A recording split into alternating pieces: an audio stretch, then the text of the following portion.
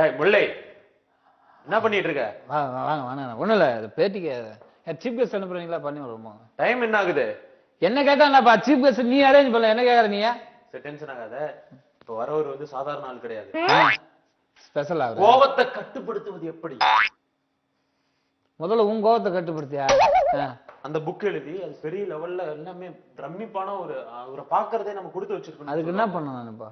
பொறுமையின் சிகரங்க அவரு. சரி என்னப்பா? அவர் வராரு, நல்லா கூலா பேட்டி எடுக்கணும், கரெக்டா இருக்கணும். ஒவ்வொரு டைம் சீஃப் கெஸ்ட் வரும்போது நான் தானே கேள்வி கேக்குறேன். என்ன நீ எழுதி கொடுக்குற? நீ சொல்ற போப்பா போ. டென்ஷன் ஆகுற அடிக்கடி. நீ போப்பா, நான் எடுத்துக்கிறேன் போப்பா, நீ போப்பா. வருவாரு. சரி விடு. All the best. ரைட்டு. லாஸ்ட்ல இது உன கையை கொடுத்துருது. ஆல் தி பெஸ்ட்னு நம்ம தானே பேசிக்கிட்டு இருக்கோம். இதை போய் டீ கொண்டு விடப்பா. இதை போய் சொல்லணும் சாதாரணமா அது தம்பி. வாங்க. யாரு வேலை ஏதாவது வேணுமா? இல்லை தம்பி, அதாவது இன்னைக்கு நிகழ்ச்சிக்காக கூப்பிட்டுருந்தாங்க. பொறுமையின் சிகரம் பொன்னுரங்கம். ஓ அது போ தம்பி. இவர் தானே நீ சொன்னாலு? சரி சரி சரி. ஏன்பா வர சீஃப் கெஸ்ட் மதிக்க மாட்டீங்களா? அவனுக்கு ஏதாவது ஒரு டீ கொடுத்தா தானே குடிப்பா? ஒரு டீயை கொடுத்தா ஒண்ணுதான் இருக்கா? எச்ச பண்ணிட்டேன். பரவாயில்ல தம்பி, வேணாம் விடுங்க, வேணாம் வேணாம். ஐயோ ஏன் எல்லாத்தையுமே நான் சொல்லமா? இவன் எவ்வளவு நேரம் பண்ணிப்பான்? 2 சேர் போடணும் தெரியாதா? ஒரு ஏங்க ஒரு இல்ல சார், உங்களுக்கு தெரியாது சார். நம்மள மாதிரி எல்லாருமே சக மனிதர்கள், யார் மேலேயும் அப்படி இல்ல சார்.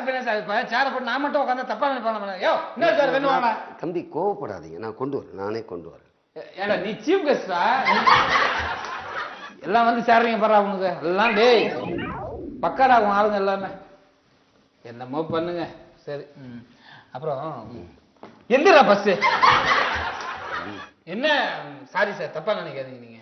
அதுதான் நம்ம பையனை பத்தியா இது மாதிரி கொண்டு வந்துக்கிறான். என்ன சாரு அவன் குத்தமிச்சானா? நீ கொஞ்சம் புத்திசாலி. அவனா குத்தமிச்சான்? இல்ல இல்ல, அவரு வேற கொடுத்தாரு. இது நல்லா இருக்கேன்னு நான் கொண்டு சார் போங்க சார். இந்த சேர் கருப்பு சேர் கொண்டு வாங்க சார். உயிர் எடுக்காதீங்க போ. என்னையா இப்ப பேட்டி எடுக்கதான் வேணாம். வாங்க சட்டுன்னு. எவ்வளவு நேரம் கேமரா தப்பா நினைக்காதீங்க சார். வாங்க இப்படி போடுங்க சார். ஒரு ஆங்கிள போட்டு உட்காருங்க.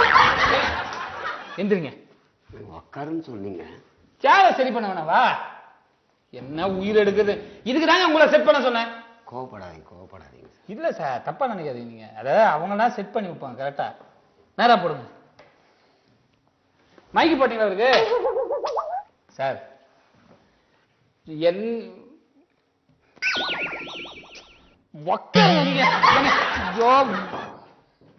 உக்காருங்க. என்ன ஓடி பிடிச்சா என்ன இது?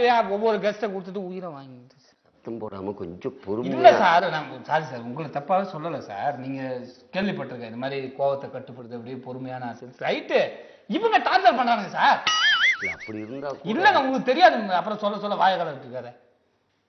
உலகமே சமாதானம்ன்றது ரைட்டு சார். சமாதானம் தான் சார். சாரி விடுங்க சார், உங்ககிட்ட பேசுங்க. ஏன்னா ப்ரொடியூசர் போலாமா? மைக்க போட்டீங்களா? ஆடியோ எல்லாம் செக் பண்ணிருக்க மாட்டீங்க. ஆடியோ மைக்கு பேசிக்காமீங்க சார்.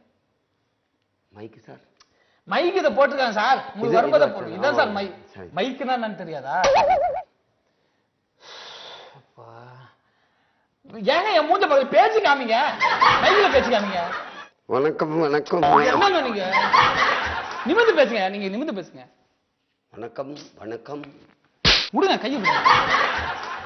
இது எதுக்கு மைக்கு போட்டாங்க? ஏங்க இது முன்ன பின்ன டிவில பேசவே இல்லையா நீங்க? மைக்கு நீங்க இங்க இங்கதாவே பேசினாவே போதும். அங்க பார்த்து பேசுங்க. என்ன பேசணுங்க? ஏங்க நீங்க ஏதாவது பேசுங்க. நீங்க சொல்லி தர. நான் புக்கு எழுதியிருக்கேங்க. பொறுமையும் சமாதானமும் எப்படி இருக்கணும் அப்படின்னு எழுதியிருக்கேன். தெரியுங்க, நீங்க கோவத்தை கட்டுப்படுத்த கூட எப்படி எழுதி தெரியும். இன்னொரு புக்கும் போடுங்க. டிவியில் எப்படி பேசுவதுன்னு புரியுதா? லைட்டை வாங்கிட்டு உட்காருங்க. இன்னும் கொஞ்சம் பின்னாடி நவருங்க. லைட்டா நவருங்க. லைட்டா நவருங்க. அப்படியே இருட்டில் உட்காந்து மூஞ்சி பாருங்க. லைட்டே பாக்காதீங்க. பாருங்க கேமரா அங்க இருக்கு. ஆக்சுவலா கோவப்படாம இருந்தா. கோவப்படக்கூடாது. கோவம் நான் படுறேன்னா பேசுறதே கோவப்படுற மாதிரி இருக்கா? வணக்கம் நேயர்களே. இன்றைய சிறப்பு நிகழ்ச்சி கோவத்தை கட்டுப்படுத்துவது எப்படி அப்படின்னு ஒரு புத்தகத்தை வெளியிட்டு மிகப்பெரிய அளவில் இந்திய அளவில் ஒரு அவார்டு வாங்கியிருக்கார் நம்மளுடைய பொன்னுரங்கம் அவர்கள். இன்னொன்று சொல்லணும்னா அவர் பொறுமையின் சிகரம் அப்படிங்கிறதுக்கும் ஒரு அவார்டு வாங்கியிருக்காரு. வணக்கம் ஐயா. வணக்கம். மூஞ்ச மறைச்சிங்க அப்படியே. வணக்கம். உங்க மூஞ்சி யாருக்கும் தெரியக்கூடாது பாரு. மைக்கில் டச் பண்ணாத. மைக்கில் டச் பண்ணா கரபரான்னு சத்தம் கேட்கும்ல. யார் பக்கத்து வீட்டுக்கு வணக்கம் வைக்கிறியா? என்னங்க நீங்க வணக்கம் வாயிலே சொல்லுங்க பாரு, கையை விடுங்க. என்ன உசுர வாங்குறாங்க. வணக்கம். இருங்க, நான் கூட பேசும்போது ஓவரலா பாச்சுனா என்னங்க நீங்க கோவப்பட்டோம் வச்சுங்களேன், வாழ்க்கையில நிறைய சிக்கல் வருது. இந்த பிபி எல்லாம் வர்றதுக்கு காரணமே இந்த பொறுமை இல்லாதது. இருடா நீ அதெல்லாம் பேசாத என்கிட்ட. அவ்வளவுதான் நான் சொல்லுவேன், பேசாத நீ. நான் பேட்டியில் கேட்கறது மட்டும் பதில் சொல்றேன். நீ எனக்கு ஒன்றும் அட்வைஸ் பண்ண வேணாண்டா. இந்த வாடா போடான்றது நம்ம ஒரு ஒரு அன்பாக பேசும்போது அந்த வார்த்தைகள் அன்புல நடா உங்ககிட்ட நட அன்பு உசுறு வாங்காது, புரியுதா? உனக்கு எனக்கு என்ன அன்பு இருக்கு? பேட்டி எடுத்தமா 20 நிமிஷம் எடுத்தமா முடிச்சுமா கிளம்பி போயினா இருக்கும், புரியுதா? போலாங்க. ஐயா பொன்னுரங்கம் அவர்களை சந்திக்க போகிறோம். ஐயா வணக்கம். ஐயா ஏதாவது ஒரு வணக்கம் ஓப்பனில் சொல்லி தொலைங்க. போலாங்க. வணக்கம். நார்மலா இருந்து சொல்லுங்க. வணக்கம் சார். இப்போ வந்து மக்களுக்கு மிகவும் பயன்படும் வகையில ரொம்ப அழகா நீங்க வந்து கோபத்தை கட்டுப்படுத்துவது எப்படி, எந்த மாதிரி முறையில மக்களை நீங்க கோபப்படுத்தத கட்டுப்படுத்தலாம்னு நினைக்கிறீங்க எழுதியிருக்கீங்க? ஒரு மனிதன் துன்பப்படும் அளவிற்கு எதனா பண்ணான்னா கூட அதை இன்பமாக ஏற்றுக்கொள்ள வேண்டும். ஒரு சிலர் சொன்னதே திருப்பி திருப்பி சொல்லும் கூட நமக்கு கோபம் வர ஆரம்பிச்சிடும். அந்த நேரத்தில் கோபம் வரக்கூடாது. ஏன்னா அவங்க திருப்பி திருப்பி இன்சல்ட் பண்றாங்களே, திருப்பி திருப்பி சொன்னதையே சொல்றாங்கன்னும் போது ஒரு வருத்தம் இருக்கும். அந்த வருத்தத்தை வெளிப்பாடு தான் கோபம் பண்ணுவாங்க. அதை ஒரு மனிதன் கண்ட்ரோல் பண்ணிட்டானாவே வாழ்க்கையில முன்னுக்கு வந்துடலாம். அதுதான் முக்கியமான அந்த கோபத்தினுடைய அடிப்படையான பிரச்சனையா இருக்குது. இதை ரிசர்ச் பண்ணி தான் நான் அந்த புத்தகத்தை. இப்போ இந்த கோபத்தை வந்து சார், கோபத்தை வந்து நீங்க எப்படி எல்லாம் கட்டுப்படுறது, எந்தெந்த முறையில நீங்க வந்து கண்ட்ரோல் பண்ணலாம் அப்படிங்கிறது தான் வந்து ஒரு முக்கியமான விஷயமா இருக்கும். அது எப்படி கண்ட்ரோல் பண்றதுக்கு என்ன இருக்கு, மெயின் ரீசன் எப்படி எடுக்கும்? அதாவது எந்த விஷயத்துமே நம்ம வந்து கோவப்படாம இருக்கணும்னா முதல்ல ஒரு மனிதனாக மதிக்கும் தருவாயில் கோபம் வராது. இல்ல சார், ஒரு சில பார்த்தாலும் மனுஷனா மதிக்க தெரியல, அப்ப என்ன பண்றது? அப்போ அவங்கள வந்து ஒரு தெய்வமா நினைச்சிட்டோம்னா நமக்கு கோபம் வர வாய்ப்பு இல்லை. சிலர் வந்து அந்த மாதிரி ஆகும், எமோஷன் ஆகி பல பிரச்சனைகள்லாம் உருவாகும். கையை கட்டாதா கோபத்தை கட்டுப்படுத்துறது எப்படி தானே எழுதுறீங்க, அப்புறம் உங்களுக்கே மூஞ்சி மாறுது. இல்ல இல்ல அது இல்ல நீங்க கோபப்பட மாட்டீங்க தெரியும். இல்ல சொல்றேன், இப்போ தெரியாம இப்போ ஒருத்தர் நம்மளை இடிச்சிட்டாங்கன்னா நம்ம அது வந்து அவர் தெரியாம பண்ணாரு அப்படின்ற ஒரு ஃபீலிங் வந்துச்சுனாவே நமக்கு அது ஒரு பெரிய விஷயமா இருக்காது. அவன் என்ன பண்றான் அப்படின்னு நம்ம உத்து பார்த்தாதான் அது கோபம் வரதுக்கான ஒரு காரணம். இப்ப பஸ்ல வந்து தேவையில்லாம இடிச்சுட்டு போறானுங்க, அப்ப அவங்கயும் கோவப்படாம இருக்கும். கோவப்படாம இருக்க முடியுமா? கால் போட்டு சார் தெரியாம பட்டுச்சு இப்படி சொல்றோம். தெரியாம பட்டுச்சுன்னு சொல்லும் போது நம்ம சரி அவர் தெரியாம தானே பண்ணாரு அப்படின்னு நம்ம மனசை ஏத்துக்கிட்டா அது ஒரு பெரிய விஷயமா இருக்கு. அதனால கோபம்ன்றது மனுஷனுக்கு அடிப்படையா வந்து வர கோபத்தை வந்து நம்ம ஃபுல்லாவே கட்டுப்படுத்தணும். என்ன சார் தள்ளி உட்காந்துங்களா, கால் படத்தான் செய்யுது, என்ன பண்றதுங்க? தள்ளி உட்காந்துங்களா, வயசுக்கு மதிப்பு கொடுக்கணும்ல நம்ம. அதுக்காக சூப் போட்டதுனால கால் மேல படுத்தா என்னன்னு தெரிய மாட்டேன். சரி சொல்லுங்க. முடிந்த வரைக்கும் மனுஷன் கோவப்படாம இருந்தா எல்லாருக்குமே நல்லது. அது கோவம் ஏத்துற மாதிரி யாரும் பண்ணக்கூடாது, அதுதான் ஒரு முக்கியம். இவன் கோவப்படாம இருந்தா கூட சிலர் கோவப்படுத்தி பார்ப்பாங்க. இல்ல சார், இப்போ நீங்க வந்து கோவத்தை கட்டுப்படுத்துவது எப்படி, பொறுமையின் சிகரம் அப்படின்னும் போது நீங்க வந்து எந்த அளவுக்கு உங்களை இது பண்ணாலும் வந்து மனுஷங்க வந்து தாங்கிக்குங்க, கோவத்தை படக்கூடாது அப்படின்றீங்க. இப்ப நீங்களே கோவம் வந்துருச்சுன்னா அப்படின்னா அப்ப என்ன பண்ணி சண்டை போடுவீங்க? சண்டை போடுவீங்களா? தள்ளி உட்காருங்க, உட்காருங்க. அதாவது கால் பட்டுது இல்லையா, கால் அதாங்க அது ரைட் விடுங்க சார். இப்ப கோவத்தை வந்து முழுக்க ஒருத்தன் தூக்கி போட்டான், அப்ப அவன் மனுஷனா மதிப்பாங்களா இந்த உலகத்துல? கேள்வி திருப்பி சொல்லுங்க. இப்போ கோவத்தை ஒருத்தன் தூக்கி போட்டான், அவனை மனுஷனா மதிப்பாங்களா இந்த உலகம்? எங்கடா மதிக்கிறானுங்க? நான் எவ்வளவு பொறுமையா சொல்லுங்க, மதிக்கிறாங்களாடா? பொறுமையின் சிகரம், கோபத்தை கட்டுப்படுத்துவது எப்படி, பொறுப்பு ஆசிரியர், சிறந்த அவார்டு வாங்கியிருக்கிற பொன்னுரங்க சார்கிட்ட தான் பேசிக்கிட்டு இருக்கோம். பொறுப்பு ஆசிரியர் இல்லைங்க, அது ஏற்றியதே நான். அது சும்மா பொறுமைன்றது வாய் தவறி வந்தது. அதை ஒரு சில வார்த்தை எழுத்துலாம் கூட கண்டுபிடிப்பீங்களா? 1008 தப்ப பண்ணிட்டு போறாங்க, விடுங்க. சரி சார். சரி, இப்போ நீங்க சொல்றீங்க எந்த ஒரு சூழ்நிலை வந்தாலும் ஒரு தப்பா நினைச்சிக்க மாட்டீங்களா? நான் ஒன்று சொல்றேன். என்ன? ஆக்சுவலா உங்களுக்கு அடிக்கடி கோபம் வருது, அதுக்கு ஒரு பயிற்சி ஒன்று இருக்கு. அது செஞ்சீங்க வச்சுங்க, நீங்க வாங்க எங்கிட்ட வந்தீங்கன்னா அந்த பயிற்சி பண்ணீங்கன்னா கோபம் வந்து ஆட்டோமேட்டிக்கா கண்ட்ரோல் ஆயிடும். ஃப்ரீயா கத்துறீங்களா பணமா? இல்ல, பணம் வாங்கி தான் கத்து. நீ பணம் சம்பாதிக்க என்ன கூப்பிடுற அதானே? புரியுதுங்க, அது உங்க உடலுக்கு நல்லது. ஒண்ணும் வேணாங்க, நாங்க எல்லாம் இங்க வந்தாதான் இது மாதிரி கோபம், இல்லைன்னா கிடையாது, விடுங்க. இப்போ நீங்க சொல்லி உங்க கதை பிரகாரமே வரேன், உங்க லைன்லயே வரேன். அதாவது நீங்க என்ன சொல்றீங்க, எந்த வித சூழ்நிலையாக இருந்தாலும் ஒரு மனிதன் கோவப்படக்கூடாது, அவன் தான் மனிதன், அவன் தெய்வத்துக்கு சமம் அப்படின்றீங்க. சரி, ஒண்ணும் இல்ல, நீங்க இப்ப வேலை செய்றீங்களா இல்லையா? பணம் வருதா? சரிங்க, 2-3 மாசமா உங்க வீட்டுக்கு வந்து நீங்க வந்து சம்பளத்தை கொடுக்காம சின்ன வீடு வச்சுக்கிட்டீங்கன்னு வச்சுங்க. அங்க சின்ன வீடு வச்சுக்கிட்டீங்க, ஏதோ கீப்புக்கு வச்சு கொடுக்குறீங்க. ஒரு பேச்சுக்கு உங்க பொண்டாட்டி கிட்ட கொடுக்கல, அந்த அம்மா என்ன கோவப்படாம இருக்குமா? சாப்பாட்டுக்கு சாம்பாருக்கு இல்ல, அவங்க கோவப்படுவாங்க, அது நியாயம் தானே. ஏண்டா லூசு, சம்பாதிக்கிற பணத்தை எங்கிட்ட கொடுக்காம எங்கேயா செலவு பண்ணிட்டு வரைய, இங்க எதுக்கு நீ சாப்பிட வர? உனக்கு அறிவு இல்ல? வயிற்றுக்கு சோதானம் தன்ற 3 வேலையோ இல்ல வேற ஏதாவது சாப்பிடுறியா? இப்படி மானகட்ட பழப்பு நடத்துறதுக்கு நீ நடுத்தல மாட்டுக்கிட்டு சாவலாண்டான்னு சொல்லுவாங்க உங்க பொண்டாட்டி. அப்ப நீ கோவப்படாம சரிம்மா வந்துருவீங்களா? இல்ல, முடிந்த வரைக்கும் அந்த நேரத்தில் நம்ம கோவப்படாம தான் இருக்கணும்.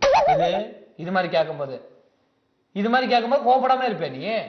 இதுக்கு நீ வந்து தூக்கு மாட்டிட்டு தொங்கலாம் அப்படின்னு அவங்க கேட்பாங்க. நீ வெளி உலகத்துக்கு தாண்டா அவார்டு வாங்கினதா ஆச்சரியரு, நீ என் காலை புச்சம் தானே கேட்பாங்க. என்ன பண்ணுவ? கோவப்பட மாட்டேன். கேட்டுருவாளாவா? அப்படி கேட்க மாட்டாங்க. கூட சப்போர்ட்டுக்கு உங்க மச்சான் வரான், பொழுது மூஞ்சில வைக்கிறான்.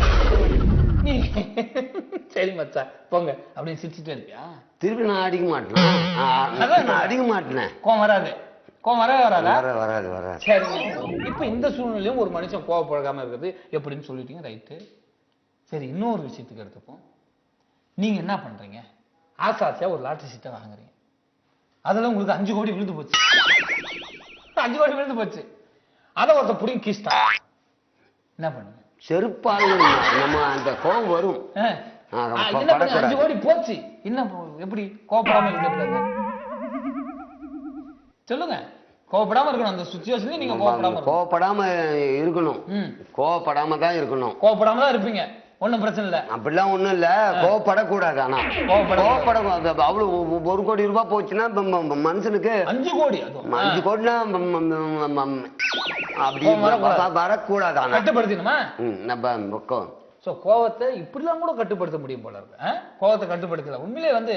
சரி, நீங்க வந்து இது மாதிரி பொறுமையா நடந்ததுனால பொறுமை ஆசிரியர்னு சொல்றதுக்குல்ல, இதோ போறான் சோம்பேறி ஊர் மக்கள் சொல்லுவாங்க, நம்ம சொல்றது இல்ல, ஊர் மக்கள் சொல்லலாம். கோவப்படக்கூடாது, ஆனா கோவப்படாம இருந்தா மனுஷனே கிடையாது நிறைய பேர் சொல்லுவாங்க. ஆனா நீங்க கோவப்படாம இருக்கு நல்ல விஷயம். இதோ போறானே சோம்பேறி, அவனை எது சொன்னாலும் கண்டுக்கவே மாட்டான். இவனுக்கு காது கேட்கலையானும் தெரியல, இல்ல மூளை சரியில்லைனாலும் தெரியல, இல்ல மூளையே இல்லையோ என்னமோ. கேடுவானா? கேட்பானா? அவன் கேட்பான். கோவத்தை வந்து நீங்க இது பண்ணணும். ஏன்னா கோவப்பட்டா மனுஷன், கோவப்படலாம் மனுஷன் கிடையாது. ஆனா நீங்க கோவப்படுறதே இல்லையா? அப்ப நான் மனுஷன் இல்லையா? அப்படி நான் சொல்ல, நீங்க தானே சொல்லுங்க சார். இப்ப லாஸ்டா இன்னொன்னு சார், ஒரு முக்கியமான விஷயம் சார். உங்ககிட்ட ஒருத்தர் கடன் வாங்கிட்டான் சார், உங்ககிட்ட ஒருத்தர் கடன் வாங்கிட்டான். இப்ப அவன் நல்ல நிலைமையில இருக்கான், நீங்க பிச்சைக்காரனா இருக்கீங்க. உங்களுக்கு இப்போ அடுத்த வேலை சாப்பாட்டுக்கு வழி இல்லை. அதுவும் இல்லாம அவங்ககிட்ட கொடுத்த காசை பல தடவை கேட்டுட்டீங்க கோவப்படாம. ரமேஷ் கொடுத்த காசை குத்துருப்பா அப்படின்றீங்க. போ மாமா நாளைக்கு தரேன். நாளைக்கு போறீங்க, ரமேஷ் குத்த காசை குத்துருப்பா, போடாடே நாளைக்கு தரேன் அப்படின்றான். சரி சார், நீங்க வந்துருங்க. 3ஆம் வாங்கிட்டு போடாடே அவன் சொல்லுவானே, நீங்க கோவப்பட மாட்டீங்களா? நீங்க தான் கோவப்படாத ஆளாச்சு. அவன் சொல்லுவான், நீங்க திருப்பி ரமேஷ் குத்த காசை குத்துற, இன்னொரு தவணை அம்மாவை இங்க வந்த ஆளை வச்சு தூக்கிடுவான் அப்படின்னு சொல்லுவான். சொல்லுவான். நானு குத்த காசை கடைசி வரைக்கும் கொடுக்க மாட்டேன். அது எப்படி கொடுக்காம போயிடுவான்? கொடுக்க மாட்டான். விட மாட்டேன். நான் விட மாட்டேன். நீ எப்படி விடுவ? நான் எப்படியா விடுவேன்? நீ தான் கோவப்பட மாட்டேன், எப்படி வாங்குவ? கோவப்பட மாட்டேன். கோவப்பட மாட்டேன் நீதான். அப்ப என்ன பண்ணுவேன்? துட்டு வரணும்னா கோவப்படுதான் ஆகணுமா? நிகழ்ச்சிக்கு வந்த என்ன ஏங்க கோவப்படுறீங்க?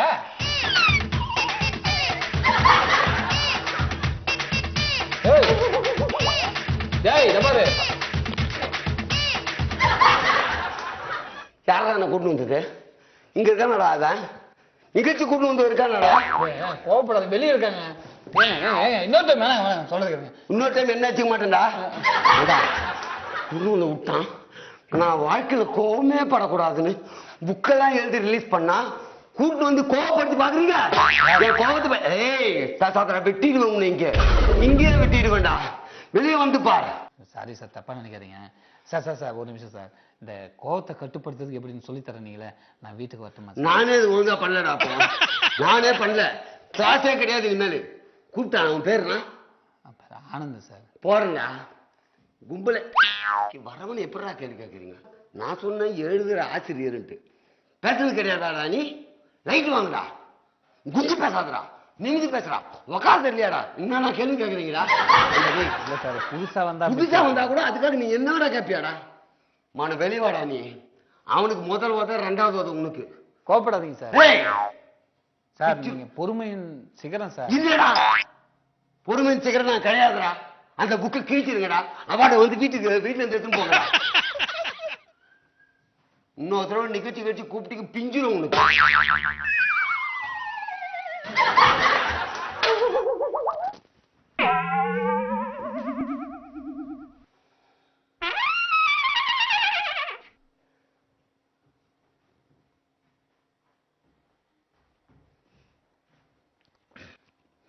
நான் என்னங்க பண்ணேன்? சாதாரணமா தானே பேசினேன். வாடா டே, வெளியே வாடா, நீ வெளியே வாடா. சிந்தித்து பேசு, சிரிப்பாக பேசு, சிலவற்றை பேசு என்று சொன்னார்கள். அதை போல இன்றைய தினம் சிந்தித்து பேசக்கூடிய அந்த முக்கியமான விஷயம் என்ன என்றால், இந்த நாட்டையே அச்சுறுத்துகின்ற மிக முக்கியமான விஷயம், பெண்கள் சமுதாயத்தை ஆட்டி படைக்கின்ற அந்த விஷயத்தை பற்றி விவாதிக்க போகிறோம். வரதட்சணை என்பது ஒவ்வொரு இடத்திலும் நிச்சயமாக கொடுக்கப்படுகிறது அல்லது வாங்கப்படுகிறது. அது கொடுப்பது சரிதானா, வாங்குவது சரிதானா என்பதை விவாதிக்க இந்த சமூகத்தை சார்ந்த 3 அன்பர்களும் சிறப்பு விருந்தினரும் நம்ம நிகழ்ச்சிக்கு வந்திருக்கிறார்கள். அவர்களுடைய கருத்துக்களை கேட்டு இன்றைய விவாதத்தை தொடங்குவோம். வணக்கம் சார், உங்க பேர் சார்? என் பேர் விக்கி சார். விக்கி, ஓகே. நீங்க இந்த வரதட்சணை என்ற கோணத்தை பார்க்கும்போது வாங்கலாம் அப்படின்றது நியாயப்படுத்துறீங்களா இல்ல வாங்கக்கூடாது? ஐயோ, அது கண்டிப்பா வாங்கணும் சார். கண்டிப்பா வாங்கணுமா? ஆமா சார். காரணம் என்ன? ஏன்னா அவன் கட்டித்தர புலி மூட்டையை நம்ம தானே வச்சு காப்பாற்றணும். சாரி சார், பொண்ணு. ஓ, அந்த பொண்ணு காப்பாத்துக்காக வாங்கலாம்ன்றீங்க. அது ஒரு தவறான காரியம் இல்லைன்றீங்க. ஐயோ, அது தப்புலாம் இல்ல சார். அதான் சார் நியாயமான விஷயம். ஓகே, அவர்கிட்ட கொடுங்க. சார், உங்க பேர் என்ன பண்ணிட்டு இருக்கீங்க? Anand sir. Anand, okay, right. என்ன பண்ணிட்டு இருக்கீங்க? நான் வரதட்சணை வாங்கிட்டு இருக்கேன். வரதட்சணை வாங்கிட்டு இருக்கீங்க, அதுதான் உங்க பேராவே இருக்குது. Right, okay. வரதட்சணை வாங்குறதை எப்படி நியாயப்படுத்துவீங்க? அது தப்பே கிடையாது சார். பொண்ணை கார்ல கூட்டிட்டு போகணும்னா நீ கார் கொடுத்தா தானே நான் கூட்டிட்டு போக முடியும். சோ அது வாங்குறது தப்பு இல்லை? தப்பு கிடையாது. Very good. நல்ல உங்களுடைய சிந்தனை கரெக்டா தான் இருக்கு. சார், உங்க பேர் என்ன சார்? என் பேர் குமாருங்க. ஓகே, குமார் சார், இப்போ உங்ககிட்ட கேட்கணும்னா, வரதட்சணை வாங்குவது இன்னைக்கு சமுதாயம் என்ன சொல்றா மிகப்பெரிய தவறு, வாங்கக்கூட எல்லாருமே சொல்லும் போது அதுல மாறுபட்ட கருத்து அவங்க சொன்னாங்க. நீங்களும் அதே கருத்து முன் வைக்கிறீங்களா இல்ல வேற கருத்து சொல்ல போறீங்களா? இல்ல, அதே தான் சொல்ல வரேன். வரதட்சணை வாங்குறது என்னை பொறுத்த வரைக்கும் எதுவும் தப்பா தெரியல.